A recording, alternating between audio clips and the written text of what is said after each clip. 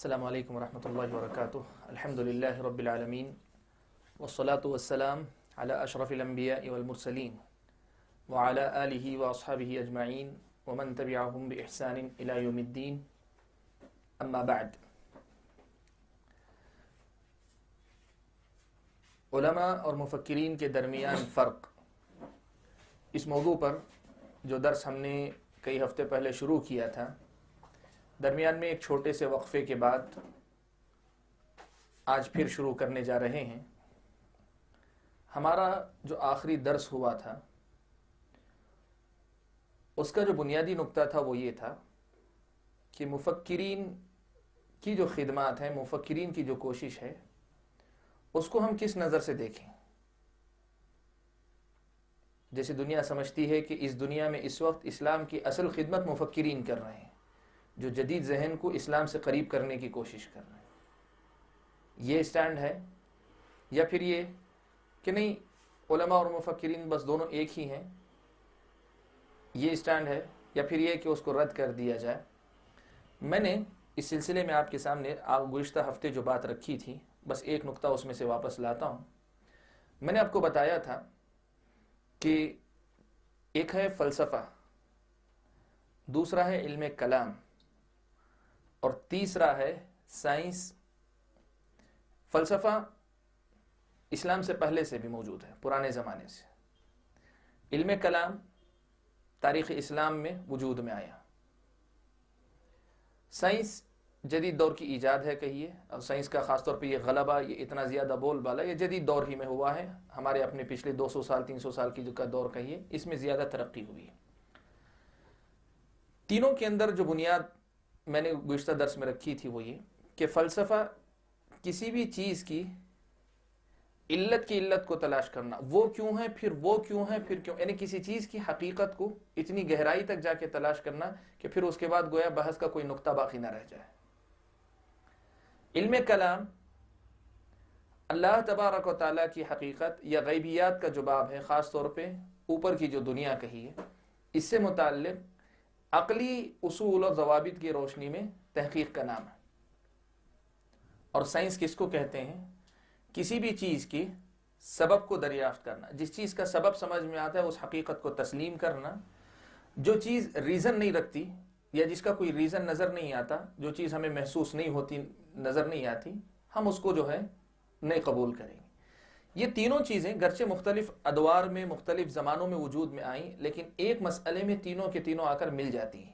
وہ ہے انسانی عقل کا ان حقیقتوں کو تلاش کرنا جو حقیقتیں عام طور پہ ایک انسان کی عقل کی پہنچ سے باہر ہیں. ایک انسان کی عقل کی پہنچ کے جو باہر ہوتی ہیں، ان حقیقتوں کو تلاش کرنا، یہی فلسفے کے اندر بھی ہے، یہی علم کلام میں بھی ہے، یہی چیز خود سائنس کے اندر بھی ہے.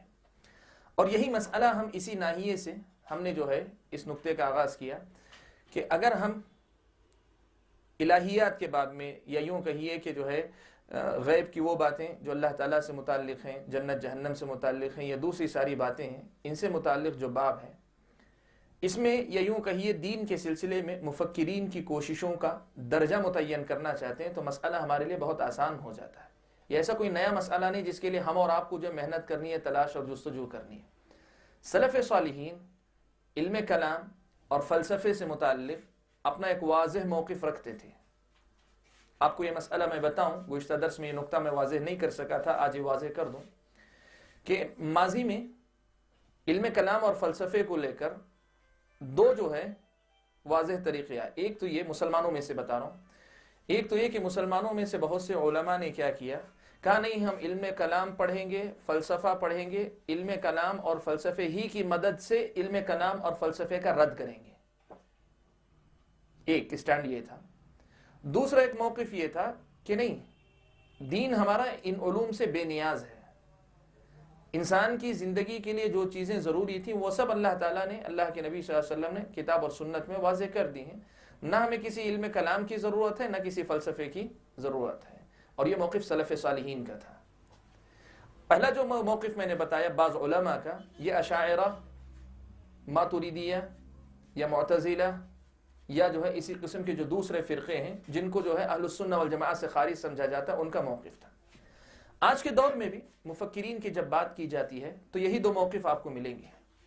कुछ लोग कहेंगे कि नहीं, जिस तरह मंतिक और इल्म कलाम में उन्होंने दखल दिया और दखल देकर उन्हीं की रोशनी में इस्लाम की हक़ानियत को साबित की, ऐसे ही जदीद जहन को सामने रखकर उसी के अंदाज में हम एड्रेस करेंगे, उसको मुखातब करेंगे, तभी वो जो है उसको एक्सेप्ट कर सकेगा। ये मिजाज रखने वाले भी हैं और समझते हैं, और ऐसे लोगों की नज़र में मुफक्किरीन की खिदमात बहुत ऊंची होती हैं, बहुत ऊंचा समझते हैं उसको। लेकिन सलफ़ सालिहीन का जो मनहज है, उस मनहज की रोशनी में अगर हम देखेंगे तो ये बात हमें समझ में आती है कि जो बात सलफ़ ने कही थी वही बात, जो बात सलफ़ ने इल्म कलाम के बारे में कही थी, जो बात फ़लसफ़े के बारे में कही थी, या बिल उमूम राय के बारे में, राय की मदम्मत में अहले इल्म ने जो बातें कही सलफ़ में से, वही बात आज अक्ल परस्तों की ये जो नई एक खेप जिसको कहिए, नई एक टीम कहिए, एक ग्रुप कहिए, जिसको हम मुफक्किरीन कहते हैं, जिनको इनके ताल्लुक़ से सलफ़ सालिहीन का मौक़िफ़ यही होगा। इसीलिए असर हाज़िर के जो बड़े उलमा हैं सलफ़ी मनहज के, जो गहरा इल्म रखते हैं, आप उनकी तहरीरों में देखें, जब भी उनसे ये मसला पूछा गया कि फ़िक्री जो किताबें होती हैं, फ़िक्री किताबों का मतलब यही मुफक्किरीन की जो किताबें होती, इनसे मुताल्लिक़ आप क्या हिदायत देते हैं, तो अक्सर ने वाज़ेह अल्फाज में कहा है कि ये पढ़ना जायज़ नहीं है। तो गुज़िश्ता हफ्ते हम लोगों ने जो है ये मसला उठाया था और ये मसला जिक्र किया था कि राय की जो मदम्मत सलफ़ सालिहीन ने की है, हू बहू वो इस पर चस्पा होती है। लिहाजा मुफक्किरीन की ये कोशिशें, उनकी नीयत क्या थी, अल्लाह के पास वो देंगे, और हम समझते हैं जैसे दुनिया समझती है, हो सकता है उनकी नीयतें अच्छी भी रही होंगी, मसला नीयतों का नहीं, लेकिन बात हो रही है मनहज की सलामती का, और मनहज में गलती के नतीजे में अकायद और जो शरीयत ने बताई हुई मालूमात, शरीयत की दी हुई, वो कैसे मुतासिर होती, कैसे बदल जाती, इसका असल मसला है हमारे पास। मसला किसी को पसंद करने नापसंद करने का नहीं कि मुझे ये अच्छे लगते हैं, मुझे ये बुरे लगते हैं। मसला ये है कि नतीजा क्या सामने आता है। मैं आज के दर्स में इसी मसले को और ज़्यादा वाज़ेह करना चाहता हूँ कि मुफक्किरीन की ये जो कोशिशें, या मुफक्किरीन का जो ये नहज, ये मनहज, ये तरीक़ा है, ये क्यों काबिल कबूल नहीं है। मुफक्किरीन का ये तरीक़ा काबिल कबूल क्यों नहीं।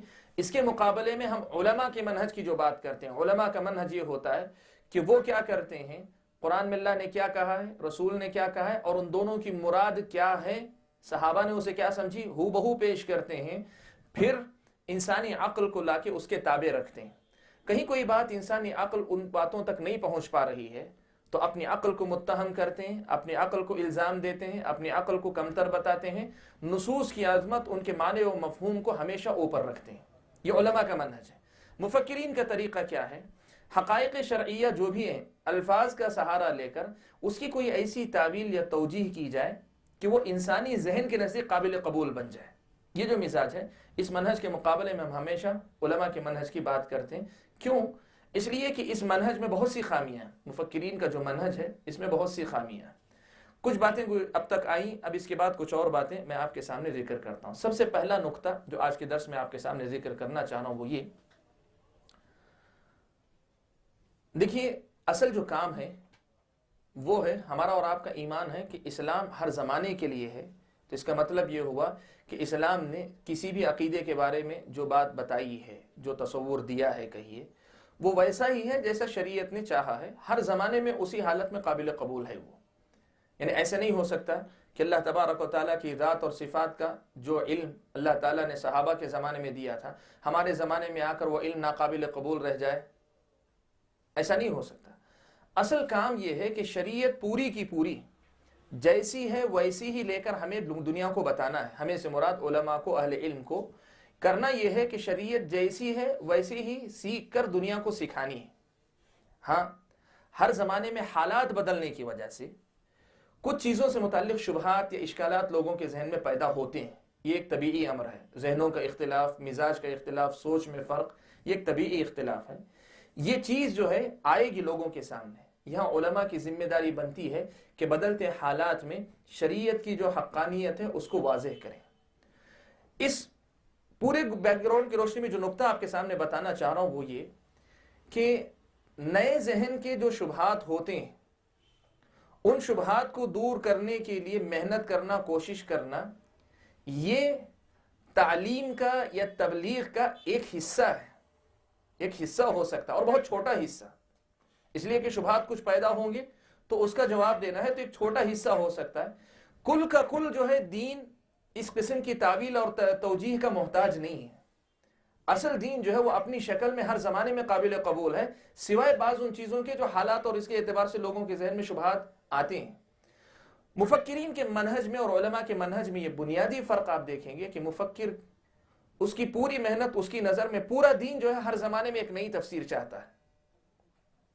پورا دین ایک طرح سے ہر زمانے میں ایک نئی تفسیر چاہتا ہے، اسی لیے دیکھیں گے ہر زمانے میں، بلکہ ایک ہی زمانے میں 3 مفکر ہوں گے کہ ایک ہی مسئلے کے 3 جو ہے تفسیرات پیش کریں گے، اور ہر کوئی سمجھے گا کہ میں نے جو تفسیر کی ہے وہی جدید ذہن کو اٹریکٹ کر سکتا ہے، اس کو جو ہے براہ راست جو ہے ایڈریس کر سکتا ہے، اس کو مخاطب کر سکتا ہے، اس کو مطمئن کر سکتا ہے۔ یہ جو سوچ ہے یہ مفکرین کے اندر ہے۔ تو بنیادی ایک فرق یہ آتا ہے، دیکھیے کہ اصل کام دین جیسا کا ویسا آپ سکھائیں، یہ بہت آسان کام ہے، یہی کرنا ہے آپ کو۔ لیکن مفکر کیا کرتا ہے، کل کے کل دین کو جو ہے مطلب جدید ذہن سے ہم آہنگ کرنا، ملانا یہ سوچ کر پورے دین ہی کو بدلنے کی بات کرتا ہے۔ یہ ایک بنیادی فرق آپ کو دیکھیں۔ ایک دوسرا ایک فرق ہے جو آج میں آپ کے سامنے ذکر کرنا چاہتا ہوں، جس کی وجہ سے ہم کہتے ہیں کہ مفکرین کی کوششیں جو ہے ہمارے نزدیک جو ہے قابل قبول نہیں ہے۔ اس معنی میں قابل قبول نہیں کہ ان کی وجہ سے فائدے سے زیادہ نقصان ہو رہا ہے عملاً۔ اس کی ایک دوسری وجہ یہ بھی ہے کہ آپ کو معلوم ہے اسلام جیسا ہے ویسا آپ لوگوں کے سامنے پیش کرتے جائیں۔ اللہ تعالیٰ جس نے ہر زمانے کے لوگوں کو پیدا کیا ہے، پیدا کرنے والا ہے، وہی اللہ تعالیٰ اس شریعت کو بنانے والا یا بھیجنے والا، اتارنے والا ہے، اور اس نے جو احکام، جو مثالیں، جو شریعت جو دینی چاہیے سب دی ہے۔ تو ظاہر بات ہے جب ہر زمانے کے قیامت تک آنے والے لوگوں کے لیے شریعت ہے تو اس کے احکام بھی ہر زمانے کے لوگوں کے مزاج سے مطابقت رکھنے والے ہوں گے۔ یہ تو فطری بات ہے، یعنی ایک ایسی واضح حقیقت ہے جو ہر مسلمان جانتا ہے۔ اس لیے ہونا یہ ہے کہ کبھی کہیں شبہات پیدا ہوتے ہیں تو یہ کام جو ہے شبہات کو ختم کر کے اسلام کی حقانیت کو ثابت کرنے والا جو کام ہو سکتا ہے، جو ایک مفکر کا کام دنیا سمجھتی ہے، یہ کام کب ہوتا ہے؟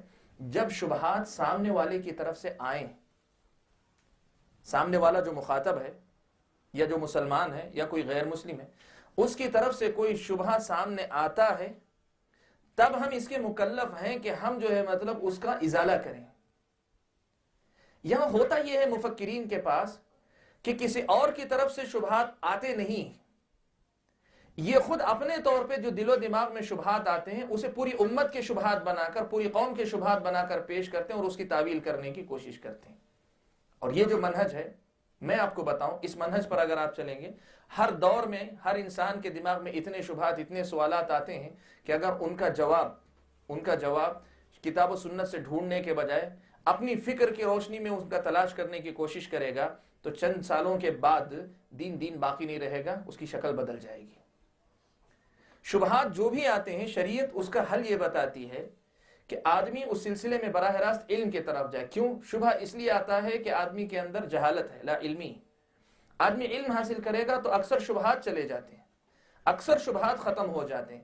تو علم حاصل کرنے کے بجائے منہج اگر غور و فکر کا، اپنے دماغ کو استعمال کرنے کا، اور بالخصوص اپنی عقل سے ان اشکالات کا جواب تلاش کرنے کا مزاج اگر بن جاتا ہے تو ہوتا یہ ہے کہ پھر آدمی کا تعلق حقیقی دین سے کمزور ہوتا چلا جاتا ہے۔ جو نقطہ میں آپ کے سامنے دوسرے نقطے کے طور پہ ذکر کر رہا ہوں وہ یہ کہ شبہات کا جو جواب دینے کی بات ہے، یا شبہات کا ازالہ کرنا، یا جدید ذہن کے لیے قابل قبول دین کو بنانا، یہ ان مسائل میں ہے جن مسائل میں جدید ذہن شبہ محسوس کرتا ہے اور کوئی سوال آپ کے پاس آتا ہے۔ ابتدا ہی سے آپ خود پورے دین کو یہ تصور کر لیں کہ نہیں، یہ دین جو ہے مطلب واقعی شبہات سے بھرا ہوا ہے، جدید ذہن کے لیے بالکل قابل قبول نہیں، جب تک ہم اس کی شکل نئے انداز میں بنا کر نہ پیش کریں تو اس کا مطلب یہ ہوا کہ خلل یہاں ہے۔ میں نے راضی کا وہ قصہ آپ کو سنایا تھا اس سے پہلے، ایک بوڑھی عورت کا بھی راضی کا قصہ سنایا تھا کہ بوڑھی عورت کے سامنے لوگوں نے راضی کا تعارف کروایا، کہا کہ یہ امام راضی ہیں۔ پوچھا کون ہے؟ کہا کہ یہ وہ عالم ہیں جنہوں نے اللہ تعالیٰ کے وجود پر 1001 دلیل دی۔ تو اس خاتون نے کہا تھا کہ اگر جاؤ تمہارے عالم کو میرا سلام کہو اور ان سے کہو اگر 1001 شبہات ان کے دل میں پیدا نہ ہوئے ہوتے تو اللہ کے وجود کے لیے 1001 دلیل وہ تلاش نہیں کرتے۔ تو یہ جو چیز ہے شبہات کا جو جواب ہوتا ہے وہ مخاطب یا مدعو کی طرف سے کوئی شبہ آتا ہے اس کا جواب دیا جاتا ہے، ورنہ ہر آدمی اپنے دل و دماغ میں جو شبہات آتے ہیں ان کا حل خود اپنی فکر سے جمع کرنا شروع کر دے اور کہے نہیں یہ جدید ذہن کے شبہات ہیں، جدید ذہن کے شبہات ہیں، تو ایک ایسا سمندر ہے جس کی کوئی حد نہیں، جس کی کوئی انتہا نہیں۔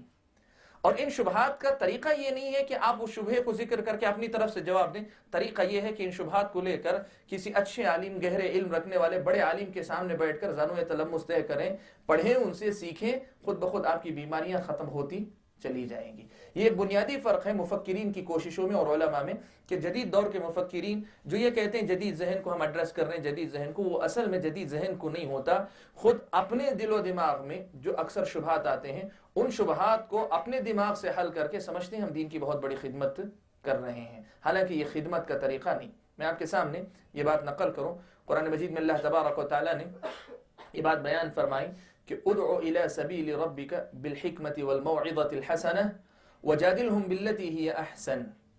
اللہ کے نبی صلی اللہ علیہ وسلم کو مخاطب کر کے اللہ نے کہا کہ اپنے رب کے راستے کی طرف حکمت اور اچھی نصیحت کے ذریعے بلائیے، وجادلہم باللتی ہی احسن، اور ان سے اس طریقے سے بحث و مباحثہ کیجیے جو بہتر ہے، بہتر طریقے سے ان کے ساتھ بحث و مباحثہ کیجیے۔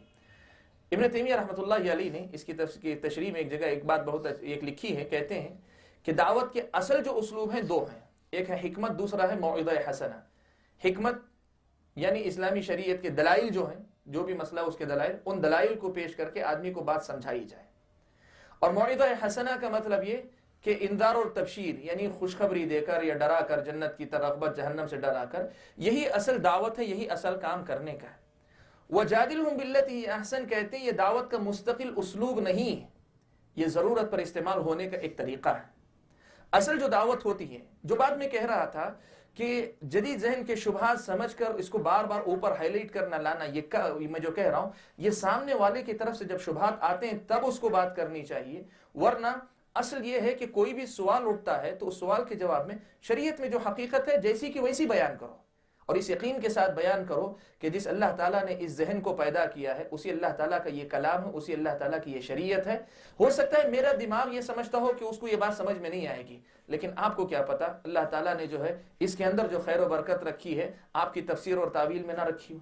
اور عملاً ہے جو لوگ میدان دعوت سے تعلق رکھتے ہیں، آپ دیکھیں، نہیں تو آپ تجربہ کر کے دیکھیں، بہت سی حقیقتیں جو ایک بہت بڑے فلسفے کے بعد آپ نہیں سمجھا سکتے، بسا اوقات قرآن کی ایک چھوٹی سی آیت ان کو سمجھا دیتی ہے، بہت چھوٹی سی آیت ان کو سمجھا دیتی ہے، حالانکہ آپ کو خود نہیں آتا کہ اس کو کیا مل گیا اس کے اندر۔ میں آپ کے سامنے ایک چھوٹا سا جو ہے مطلب ایک بہت سے لوگ جو اسلام قبول کیے، بہت سے لوگ ان میں سے ایک سائنسدان جو ایک آدمی نے اسلام قبول کیا، اسے پوچھا کیوں اسلام قبول کیا؟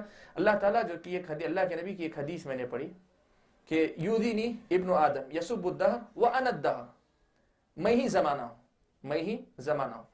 اب آپ دیکھیں جو آدمی تھا غیر مسلم، وہ کہہ رہا ہے کہ میں ہمیشہ یہ سوچتا تھا کہ ساری دنیا کا معاملہ وقت سے جڑا ہوا ہے، لیکن وقت کیا چیز ہے اصل میں، وقت کیا چیز ہے، اس کی حقیقت کیا؟ میں بہت حیران پریشان رہتا تھا، کہیں مجھے نہیں، لیکن یہ بات جب پڑھا میری سمجھ میں آ گیا کہ جو ہے مطلب انما انا الدہر اللہ تعالیٰ جب کہہ رہے ہیں تو اس کا مطلب یہ ہوا کہ وقت جو ہے یہ کسی ایسی قوت کا نام نہیں ہے جو کسی کے اختیار میں نہیں ہے، دنیا جیسے کہتی ہے، یہ اصل میں جو ہے اللہ تبارک و تعالیٰ کی ذات ہے جو ہے یہ پورا نظام، یہ وقت پورا جو ہے چلا رہی ہے، جیسے دنیا ایک ہے۔ تو اب آپ سوچ سکتے ہیں، اب آپ اسے سمجھانا چاہتے ہیں وقت کیا ہے، اس کی حقیقت کیا، پتہ نہیں آپ کتنی دیر فلسفہ آپ بگھارتے، لیکن حاصل کیا ہوتا آپ کو پتہ نہیں، لیکن اس ایک نص میں، اس حدیث کے ایک ٹکڑے میں اسے جو ہے وہ مل گیا، اور کوئی چھوٹا ذہن نہیں، آپ جسے جدید ذہن کہتے ہیں، بہت اونچا ذہن کہتا ہے ایسے۔ آپ جو ہے خاص طور پہ میرے اس دعوے کی دلیل کے لیے آپ جو ہے دیکھیں بڑے بڑے جو مطلب لوگ ہیں، بڑے بڑے جو کہیے سائنٹسٹ وغیرہ جنہوں نے اسلام قبول کیا ہے، ان کی زندگیاں آپ پڑھ کر دیکھیں انہوں نے کیا چیز قبول کی، اکثر دیکھیں گے قرآن کی ایک آیت، کبھی اللہ کے نبی صلی اللہ علیہ وسلم کی کوئی ایک حدیث، شریعت کا کوئی ایک حکم انہوں نے دیکھا، وہیں سے ان کو اس کی حقانیت سمجھ میں آ گئی۔ تو جو بات میں کہنا چاہ رہا ہوں وہ یہ کہ قرآن مجید میں اللہ تعالیٰ نے جو بات کہی کہ وَجَادِلْهُمْ بِالَّتِي هِيَ أَحْسَنُ، سامنے والے کی طرف سے شبہات آتے ہیں تب آپ کو اس کا جواب دینا ہے، اور جواب بھی کیسے دینا ہے؟ جو ہے وہ پہلے پیش کریں، کیا پتا کہ اسی سے مسئلہ حل ہو جائے اور ختم ہو جائے، پھر اس کے بعد اگر وہ کوئی سوال کرتا ہے تب آپ اس سے جو گفتگو کیجئے، وَجَادِلْهُمْ بِالَّتِي هِيَ أَحْسَنُ۔ تو جو دوسرا نقطہ میں نے بتایا کہ مفکرین کی کوششیں اس لیے بھی قابل قبول نہیں کہ اکثر ہوتا یہ ہے کہ وہ کسی مدعو کے شبہ آنے سے پہلے خود یہ شبہات جو ہے پیدا کر کے جوابات دینے کی کوشش کرتے ہیں، اپنے شبہات کو امت کے شبہات بنا کر پیش کرتے ہیں، اور یہ سمجھتے ہیں کہ اس کا حل قرآن کی سیدھی سادی تعلیمات دیں گے تو اس میں نہیں ہے، جو بظاہر سیدھی نظر آتی ہیں لیکن جو ہے بہت گہری۔ میں ایک مثال دیتا ہوں آپ کو، کتاب التوحید شیخ الاسلام محمد بن عبد الوہاب رحمہ اللہ کی، آپ جانتے ہیں مملکہ میں بعض اہل علم کی مجلس میں ہم نے یہ بات سنی، وہ کہتے ہیں کہ ایک ایسی کتاب ہے یہ کہ ایک عام آدمی پڑھتا ہے تو ایک عام آدمی کی سمجھ میں آ جانے والی سیدھی سادی کتاب، لیکن وہی کوئی گہرے علم والا آدمی پڑھتا ہے تو اس میں اتنی ہی زیادہ گہرے علمی نکات ہیں۔ ایک ہی کتاب وہی کہیے ایک عام ذہن کو بھی ایڈریس کر رہی ہے، وہی جو ہے ایک اچھے اونچے ذہن کے آدمی کو بھی، اونچے علم والے گہرے علم والے کو بھی ایڈریس کر رہی ہے۔ میں چھوٹی مثال اس لیے دے رہا ہوں کہ شیخ الاسلام محمد بن عبد الوہاب بہرحال انسان ہے، ان کی لکھی ہوئی ایک کتاب کے بارے میں اگر لوگوں کا تجربہ یہ بتاتا ہے، کوئی دعویٰ نہیں، لوگوں کا تجربہ وہ لوگ بتا رہے ہیں، تو پھر سوچیں اللہ تعالیٰ کے کلام کی بات ہو، نبی اکرم صلی اللہ علیہ وسلم کی سنت کی بات ہو، اور ہم یہ سمجھیں کہ نہیں یہ شبہات جب تک ہم اپنے انداز میں اس کا حل نہیں دیں گے اس وقت تک یہ قابل قبول نہیں ہو، کتنا بڑا جو ہے مطلب خلل ہماری سوچ کے اندر ہے۔ یہ جو چیز ہے، یہ جو مسئلہ ہے، میں جو ہے بتا رہا ہوں کہ مفکرین کی کوششوں کا جو مسئلہ ہے، اس کی دوسری بڑی خامی یہ ہے، ٹھیک ہے۔ تیسری ایک چیز آپ کو ایک نقطہ اور بتاتا ہوں، قرآن مجید میں اللہ تبارک و تعالیٰ نے غور و فکر کی دعوت دی ہے۔ مفکرین عام طور پہ اسی قسم کی آیتوں کی طرف جاتے ہیں جس میں جو ہے لیدبروا آیات، کتاب انزلناہ الیک مبارک لیدبروا آیاتہ، آیتوں میں غور و فکر تدبر کریں۔ ان فی ذلک لآیات لقوم یتفکرون، اس میں نشانیاں ہیں اس قوم کے لیے جو غور و فکر کرتی۔ تدبر، تفکر، اس قسم کے جو الفاظ ہیں، ان الفاظ کو لے کر سمجھتے ہیں کہ قرآن کھلی دعوت دیتا ہے کہ جو چاہے تم غور و فکر کر سکتے ہو۔ ایسا نہیں۔ آپ اگر دیکھیں جن آیتوں میں تدبر تفکر کی بات آئی ہے ان میں سے کوئی آیت آپ کو ایسی نہیں ملے گی جس میں یہ دعوت دی گئی ہو کہ اللہ تعالیٰ کی حقیقت کے بارے میں غور کرو کہ اللہ تعالیٰ کیا چیز ہے۔ ایسی کوئی آیت آپ کو نہیں ملے گی۔ ایسی کوئی دعوت نہیں آئی ہوگی کہ غیب کی وہ باتیں جو تمہارے علم میں نہیں دی گئی ہیں، روح کی حقیقت کیا، اس پہ تم غور و فکر کرو، ایسی کوئی دعوت جو ہے قرآن مجید کے اندر آپ کو نہیں ملے گی۔ آپ جو ہے دیکھ لیں اسلامی شریعت میں جو ہے ایسی کوئی دعوت قرآن مجید کے اندر یا احادیث کے اندر کہ جن باتوں کا علم اللہ تعالیٰ نے مخلوقات کو ادھورا دیا، یعنی جتنا ضروری تھا اتنا دیا، مکمل احاطہ کے درجے کا نہیں، اس میں غور و فکر کرنے کی دعوت دی گئی ہو، ایسا نہیں ہے۔ یا قرآن مجید نے یہ دعوت دی ہو کہ غور و فکر کا مطلب یہ کہ قرآن مجید کی یا حدیث کی ہر زمانے میں اپنے حالات کے اعتبار سے تفسیر اور تشریح کرو، اس قسم کی دعوت دی گئی ہو، کہیں نہیں ہے۔ آپ دیکھیں قرآن مجید کی جہاں بھی آیتیں آپ کو ملیں گی غور و فکر کرنے کی، اکثر و بیشتر جو ہے انفس و آفاق جسے کہتے ہیں، یعنی انسان کے نفس اور کائنات پہ غور کرو۔ کیوں غور کرو؟ یہاں غور کرنے والوں نے بھی کیا کیا؟ غور کرنے والوں نے کیا کیا؟ اللہ تعالیٰ نے کہا دیکھو جانور کو دیکھو، کیا یہ جانور جو ہے مطلب اس کا بنانے والا نہیں ہوگا، اور جو اس کا بنانے والا ہوگا کتنا قدرت والا ہوگا، کتنا جو ہے مطلب حکمت والا ہوگا، یعنی قدیر ہوگا، وہ حکیم ہوگا۔ یہ ساری صفات یعنی ان کو دیکھ کر اللہ تعالیٰ کی پہچان، جو صفات اللہ نے بیان کی ہیں انہی کی مثال، انہی کا مصداق، ان کا یوں کہیے کہ ان کا امپلیمنٹ ہوتے ہوئے تم دیکھو گے۔ لیکن دنیا والوں نے کیا کیا؟ غور و فکر کا مطلب پہلے سمجھا کہ غور و فکر کی عام دعوت ہے، اور دوسری چیز یہ کی کہ غور و فکر کا آغاز کیا تو ہمیشہ کیا کیا؟ ہم کون ہیں، ہمارا اور اللہ تعالیٰ کا تعلق کیا ہے، ہماری روح ہے اللہ تعالیٰ کی روح ہے، ہماری روح اللہ تعالیٰ کی روح کا حصہ ہے، ہم مرتے ہیں تو ہماری روح جا کے روح اعظم میں جا کے ضم ہو جاتی ہے، مل جاتی ہے۔ یہ پرانے مذہب کے لوگوں نے غور و فکر کیا، جدید دور کے لوگ بھی جو ہے اسی قسم کے غور و فکر کا شکار ہیں۔ یہ نقطہ جو میں ذکر کرنا چاہ رہا ہوں، تیسرا نقطہ وہ یہ کہ مفکرین کا یہ کہنا کہ قرآن مجید کے اندر غور و فکر کی دعوت ہے، وہ یہ بات سب سے پہلے طے کریں کہ قرآن مجید نے کن باتوں پہ غور و فکر کرنے کی دعوت دی اور کس نتیجے تک پہنچنے کے لیے۔ کیا یہ بھی کہا ہے کہ تم جو ہے غور و فکر کر کے جو چاہے نتیجہ اخذ کرتے رہو، یا طے کیا ہوا ہے کہ تم غور و فکر کرو گے تو تم کو یہ ماننا پڑے گا، نتیجہ متعین کیا شریعت نے؟ مفکرین کا یہ بہت بڑا مسئلہ یہ ہے کہ وہ قرآن مجید کی عام آیتیں تو لیتے ہیں، کہتے ہیں کہ غور و فکر کی دعوت دی گئی ہے، لیکن یہ سمجھتے ہیں کہ جو ہے گویا کس چیز پہ غور کرنا ہے، کیا غور کرنا ہے، اس کی گویا دعوت متعین نہیں ہے۔ اور دوسری یہ کہ جو ہے غور و فکر جو ہے کر کے کوئی بھی نتیجہ ہم اخذ کر سکتے ہیں، ایسی کوئی دعوت قرآن مجید کے اندر آپ کو نہیں ملے گی۔ کن باتوں پہ غور و فکر کرنا ہے یہ بھی متعین ہے، اور کس نتیجے تک پہنچنے کے لیے غور کرنا ہے یہ بھی متعین ہے۔ ان دونوں میں سے کسی سے بھی ہٹیں گے تو پھر یہ غور و فکر غیر شرعی ہے، غیر شرعی غور و فکر ہوگا، غیر شرعی تدبر ہوگا، تفکر ہوگا۔ یہ ایک اور مسئلہ ہے جو مفکرین کی جو ہے بہت بڑی غلطی ہم اور آپ کو نظر آئے گی اس کے اندر۔ چوتھا مسئلہ جو آپ کے سامنے ذکر کرنا چاہتا ہوں وہ یہ، دیکھیے خود جن چیزوں میں غور و فکر کرنے کا اللہ تبارک و تعالیٰ نے جن چیزوں میں غور و فکر کرنے کی دعوت دی ہے، اس میں زمانے کے اعتبار سے جو تبدیلی آ سکتی ہے۔ کیسے؟ قرآن مجید میں اللہ تعالیٰ نے فرمایا افلا ينظرون الى الابل كيف خلقت والى السماء كيف رفعت والى الجبال كيف نصبت والى الارض كيف سطحت، کہ لوگ اونٹ کو نہیں دیکھتے کہ جو کیسا پیدا کیا گیا ہے جانور، زمین کو نہیں دیکھتے کہ کیسے بچھائی گئی ہے، آسمان کو نہیں دیکھتے کہ کیسے اس کو جو ہے کھڑا کیا گیا ہے۔ ٹھیک ہے، یہ جو اس قسم کے جو آیتیں ہیں، اس میں پرانے زمانے میں لوگ جو ہے اگر سمجھتے تھے، اگر عام آدمی کی بات کریں صحابہ وغیرہ کے بعد ایک عام آدمی، تو پرانے زمانے میں جب سائنسی تحقیقات باریکی کے ساتھ نہیں تھیں تو آدمی کیا کرتا، ان پہ غور و فکر کرتا، یقیناً اس میں اس کے لیے عبرت کا سامان تھا۔ آسمان پہ اگر غور کر لیتا تو آسمان میں جو ہے اسے کیا دکھتا، بغیر ستون کی یہ چھت کھڑی ہوئی ہے۔ اگر اتنا ہی تصور آ جائے انسان کے اندر، عبرت ہے اس میں۔ ہاں اب علم ترقی کیا، تحقیقات دنیا کی ترقی کی، تو وہ حقیقت باقی رہتی ہے، جو پہلے والے لوگ سمجھتے تھے وہ حقیقت باقی رہتی ہے۔ اس کے ساتھ کیا ہوتا ہے، اور گہرائیاں آتی ہیں جن کی وجہ سے آدمی کو نہ نتیجے میں تبدیلی آتی ہے، نہ جو ہے پرانی جو سوچ تھی وہ غلط قرار پاتی ہے، بلکہ پرانی چیزوں میں مزید گہرا علم آدمی کو اس قسم کا ملتا جاتا ہے، باریکیاں اسے اور زیادہ ملتی جاتی ہیں۔ اس کی شریعت میں گنجائش ہے، شریعت اس سے منع نہیں کرتی، لیکن مشکل یہ ہے کہ جدید دور کے مفکرین کا جو غور و فکر تدبر ہے، اکثر دیکھیں اس انداز کا نہیں ہوتا۔ وہ ہر مسئلے میں سابقہ جو سوچ ہے، جو سمجھ ہے، جو فہم ہے نصوص کا، اس کو غلط ثابت کر کے نئی سوچ لاتے ہیں اور کہتے ہیں قرآن مجید میں غور و فکر کی دعوت ہے۔ جن چیزوں میں غور و فکر کرنے کی بھی دعوت ہے، اس میں یقیناً جو ہے گنجائش نکلتی ہے۔ جیسے کسی چیز کی حقیقت، آپ کسی چیز کے بارے میں مجمل معلومات رکھتے ہوں، بیسک نالج ہو آپ کو، تو جو چیز ہوتی، جو کیفیت ہوتی، اس کے مقابلے میں ان ڈیٹیل اگر مفصل معلومات اگر آپ کو ملتی ہیں تو اس کی معرفت زیادہ حاصل ہوتی ہے آپ کو۔ اس حیثیت سے کائنات میں جو ہے اگر آپ ایک جانور پہ غور کرتے تو آپ اونٹ کو دیکھتے کہ یہ کیسا جانور ہے جس کی کوئی ہڈی سیدھی نظر نہیں آتی، شاید اتنا ہی سمجھ میں آتا۔ لیکن آج اگر کوئی آدمی جو ہے اونٹ کی خصوصیتوں پہ غور کرے تو کتنی اس کے لیے عبرت کے سامان ملیں گے۔ اب ایک حدیث ہے، اللہ تعالیٰ نے حدیث میں آیت ہے اللہ تعالیٰ کہ ان اللہ لا یستحی ان یضرب مثلا ما بعوضہ، اللہ تعالیٰ جو ہے مچھر کی بھی مثال بیان کرنے میں شرم نہیں محسوس کرتے ہیں۔ یہ اللہ تعالیٰ نے کہا۔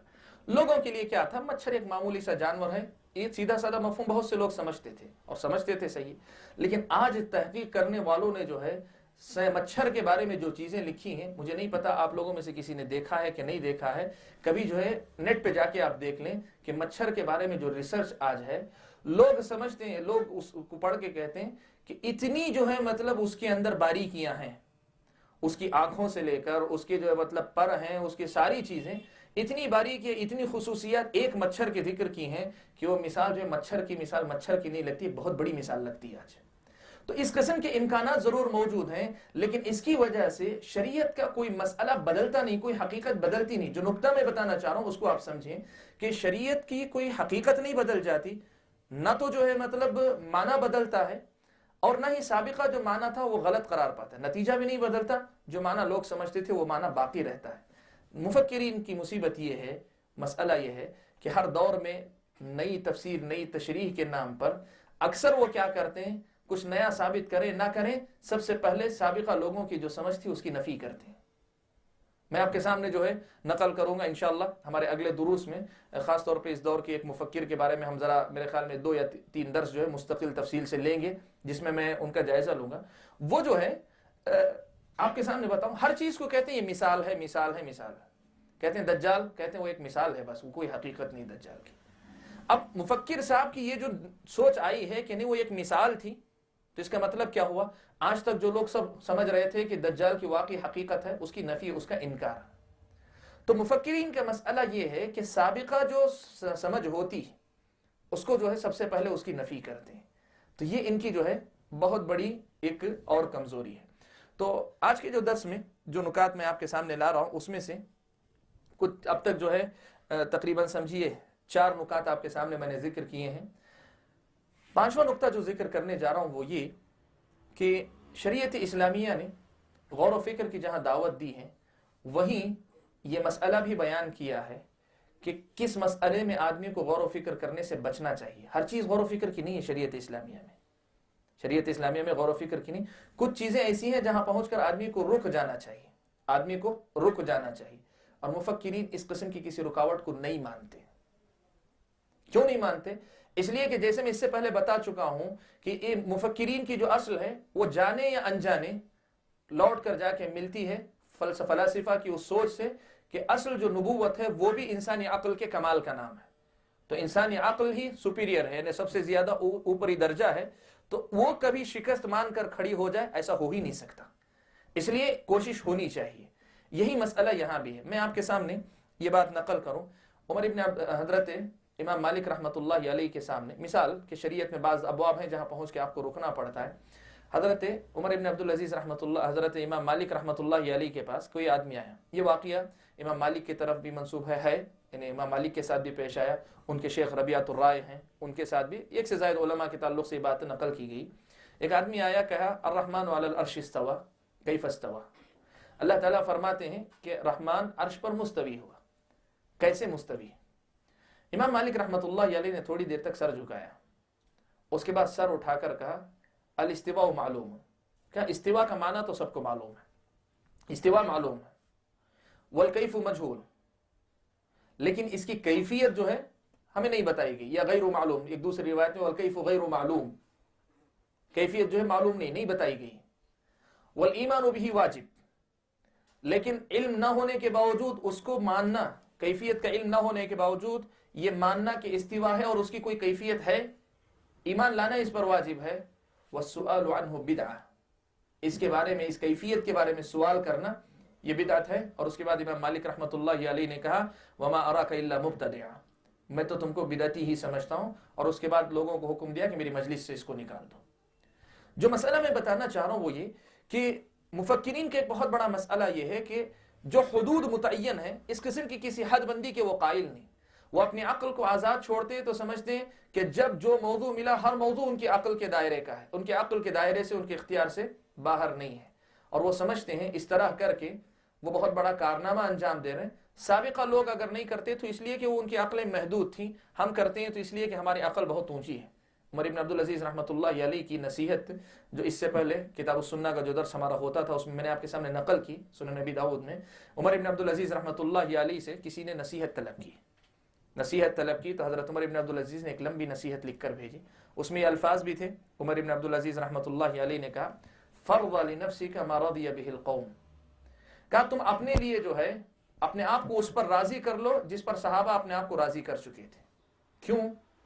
فہم عن علم وقفوا، فہم علی علم وقفوا، علم رکھتے ہوئے جو ہے وہ لوگ رکے تھے، جہاں وہ رکے تھے علم رکھتے ہوئے رکے تھے، عاجزی کی وجہ سے نہیں. وببصر نافذ کفوا، گہری نظر سے انہوں نے دیکھ لیا کہ یہ وہ مسائل ہیں جہاں داخل ہونے میں عافیت نہیں، اسی لیے کفوا، وببصر نافذ کفوا، گہری نظر رہنے کی وجہ سے انہوں نے جو ہے اس پہ رکنا گوارا کیا. فإنهم وهم على كشف الامور كانوا اقوى وبفضل ما كانوا فيه اولى. کہا حالانکہ اگر وہ ان سب باریکیوں کو تلاش کرنا چاہتے تو تم سے زیادہ جو ہے طاقت رکھتے تھے، اور جو فضیلت ان کو حاصل تھی نبی کی شاگردی کی، اللہ کے نبی صلی اللہ علیہ وسلم سے براہ راست قرآن سننے سمجھنے کی، ان سب کی وجہ سے قوت بھی زیادہ تھی اور اس کے مستحق بھی تھے.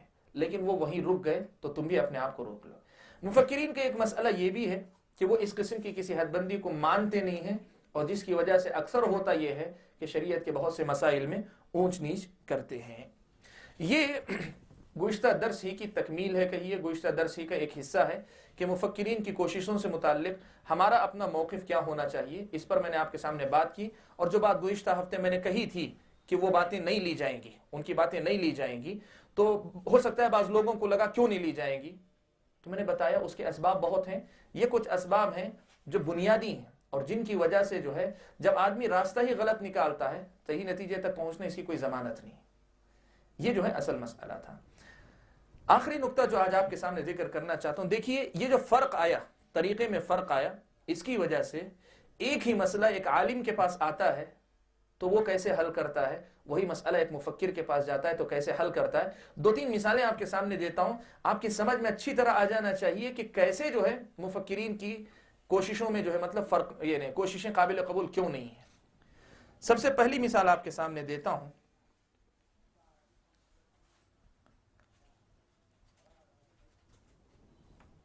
صحیح بخاری و مسلم کی روایت ہے، حضرت عبداللہ ابن عمر رضی اللہ تعالیٰ عنہما روایت کرتے ہیں کہ نبی اکرم صلی اللہ علیہ وسلم نے فرمایا کہ اذا اشتد الحر، جب گرمی سخت پڑنے لگے، فابردوا عن الصلاة، تو نماز کو جو ٹھنڈے وقت میں پڑھو۔ کیوں؟ فإن شدة الحر من فیح جہنم، اس لیے کہ گرمی کی جو شدت ہے وہ جہنم کے لپکے کی وجہ سے، یا جہنم کی جو ہے گرمی کی وجہ سے، جہنم کی گرمی کی وجہ سے۔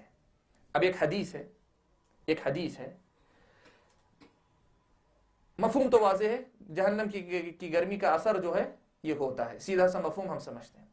ایک آدمی نے یہ حدیث لکھ کر، ایک مفکر، نئے زمانے کے ایک مفکر، ان کے پاس لکھ کر جو بھیج کر جو ہے سوال کیا کہ میں جس علاقے میں رہتا ہوں اس علاقے میں گزشتہ سال گرمی زیادہ پڑی تھی، اس سال گرمی کم پڑ رہی ہے، یا الٹا لکھا تھا کہ گزشتہ سال کم پڑی تھی، اس سال زیادہ پڑ رہی ہے۔ دونوں میں سے کوئی ایک بات، بالضبط میں سوال میں کیا تھی بات مجھے یاد نہیں ہے، لیکن گرمی جو ہے دونوں سال میں فرق ہے۔